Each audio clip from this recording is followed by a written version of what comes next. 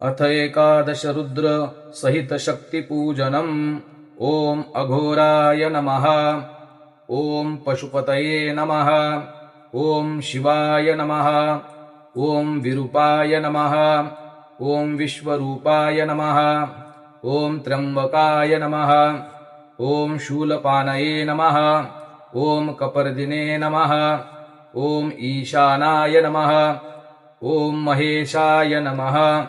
ओम भगवत्यै नमः। ओम उमादेव्यै नमः। ओम शंकरप्रियायै नमः। ओम पार्वत्यै नमः। ओम गौर्यै नमः। ओम काल्यै नमः। ओम कालिन्द्यै नमः। ओम विश्वधारिण्यै नमः। ओम विश्वेश्वर्यै नमः। ओम विश्वमात्रे नमः। ओम शिवायै नमः।